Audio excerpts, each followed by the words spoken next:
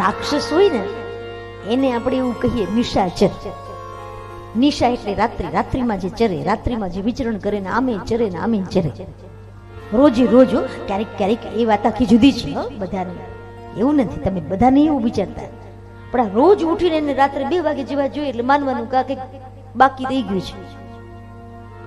ઘરનું ખાવ ને કેવું સરસ મજાનું, મારી બહેનો દીકરીઓ કેવું સારું સારું બધું બનાવે છે, પણ આને બહારનું જ જોઈએ. પેલો છમ કરતો વઘાર થાય ને, પછી ખબર પડે કે પેલો ભાઈઓ પાણીપુરીનું પાણી નીચેથી સીધી ગટર આવે છે એમાંથી કાઢીને જ આપ કરે છે. પછી સોશિયલ મીડિયામાં જોયા કરીએ, અરે રે આપણે આ ખાધું, આ ભૈયા પાસે તો આપણે જ ગયા હતા. ચંપા હવે શું થશે? ચંપા કઈ મને આજે પેટમાં દુખવા માંડ્યું છે.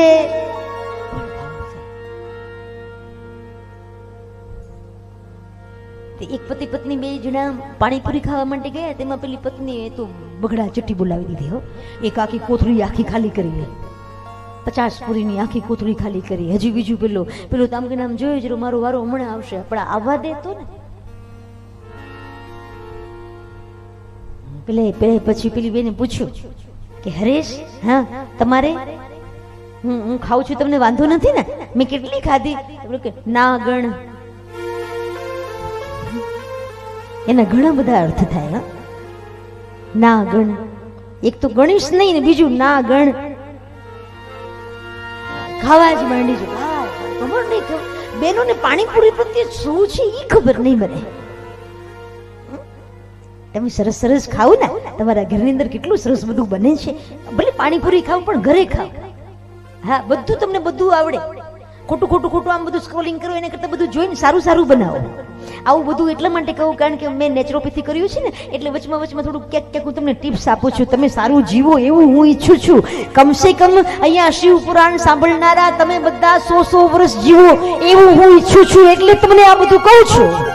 બોલો. હા અમુક તો ઠંડા પીણા, ઓહો આ ઉનાળો આવે એટલે તમે જુઓ આપણું દેશી સરસ મજાનું નાળિયેર લઈને પીવો, સરસ મજાની છાશ પીવો, લસ્સી પીવો ઘરે બનાવેલી, લીંબુનું શરબત પીવો. એના બદલે તમે જો આવડી બોટલો ઉપાડે અને પછી એ બધું ખાધેલું પચાવવા માટે આળસ જાય કેવી રીતે? Give up laziness.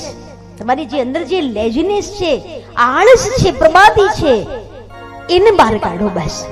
અમુક તો આળસુ ન હોય, આળસ મંડળના પ્રમુખ હોય, આળસ મંડળી હોય એને પ્રમુખ હોય.